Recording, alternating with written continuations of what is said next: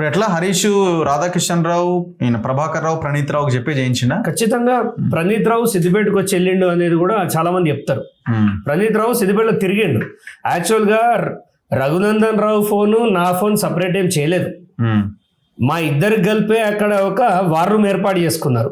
ఎందుకంటే హరీష్ రావుకి బయట చాలా మందికి తెలియదు అనుకుంటా, ఎక్స్పోజ్ కాలే, కానీ హరీష్ రావు జీవితంలో నేను ఆయనను పెట్టేంత టార్చరు ఇంకొకటి పెట్టలే రాజకీయంగా. నేను చెప్పేది, ఆయన ఒక్క ఓటు పోతేనే ప్రాణం పోయినట్టు చేసే వ్యక్తి 17,000 ఓట్లు చీల్చేశారండి. మీరు చెప్పండి, 17,000 ఓట్స్ అంటే నార్మల్ విషయం కాదు. ఆయనకు 1,00,000 మెజారిటీ ఎందుకు రాలేదు చెప్పండి ఇప్పటివరకు. మొన్న 65,000 ఓటు బ్యాంక్ వచ్చింది. అంటే నిజంగా ఎలక్షన్స్ జరుగుతూ ఆయన ఓట్లు 65,000. అదే నిజం. అందుకే ఎలక్షన్ పిటిషన్ ఫైల్ చేసిన. మళ్ళీ ఆయన ఏం మతలబ్ చేస్తుండో, పోలీసులంతా కరెక్ట్గానే నడుస్తుంది, కోర్టుకు పోయే వరకు మరి ఎక్కడ ఏ వ్యవస్థ మేనేజ్ అవుతుందో తెలియదు, కానీ ఆయన అయితే తప్పించుకుంటున్నాడు. బట్ ఇప్పుడు ఎట్లా మీరు హైకోర్టులో కేసు కొట్టేసారు, సుప్రీంకోర్టుకి వెళ్ళిరా? ఇప్పుడు ఎలక్షన్ పిటిషన్ కూడా సుప్రీంకోర్టు వేస్తుంది. ఇప్పుడు ట్యాపింగ్ ది సుప్రీంకోర్టులో వేసింది. ఇప్పుడు చాలా మందికి తెలియదు అదే. జూలైలో బెంచ్ మీదకి వస్తుంది.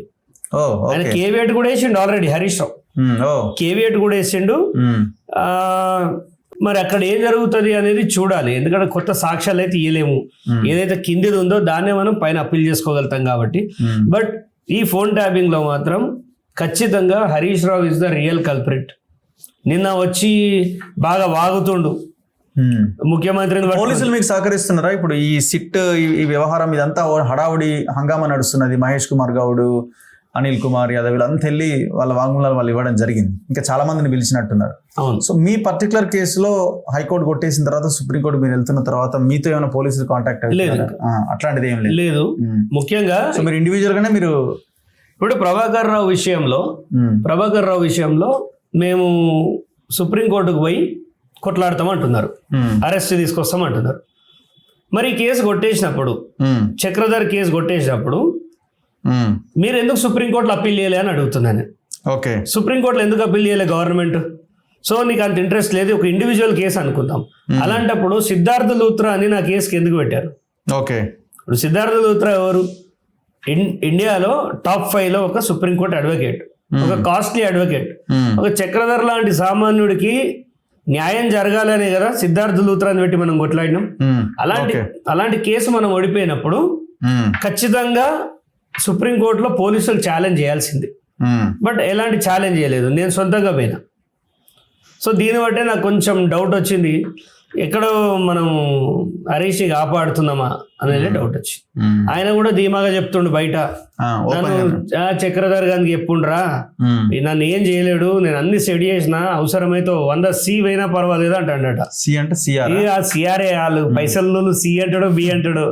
100 C అయినా పర్వాలేదు, నేను అన్ని మేనేజ్ చేస్తా. మొన్న పోనీలే అని ఒక 3 నెలలు సైలెన్స్ కూకున్నా. 3 నెలలు సైలెన్స్ ఊకుంటే చక్రగానికో 50 C ఇచ్చిన అంటాడట.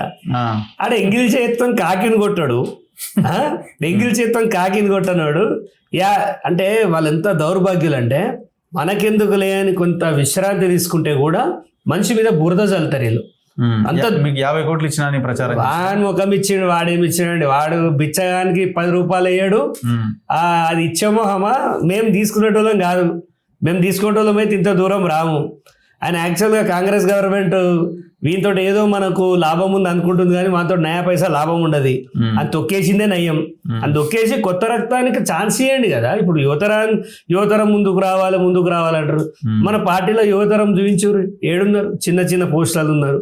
ఆ సిద్దిపేట నేను వర్కౌట్ చేస్తా అని చెప్పిన. ఇప్పుడు స్థానిక సంస్థల బాధ్యత సిద్దిపేట ఎవరు తీసుకుంటారో చూపించండి. పోనీ రేవంత్ రెడ్డిని అంత మాటలు తిడుతుంటే మా పార్టీలో మరి అంతే బలంగా ఎవరైనా మన తిడుతురా? ఒకరిద్దరు ఇప్పుడు స్టార్ట్ పెట్టిర్రు. మన జిల్లా ఏం చేస్తుంది, సిద్దిపేట జిల్లా ఏం చేస్తుంది? మనం బలంగా ఎదుర్కోవాలి కదా.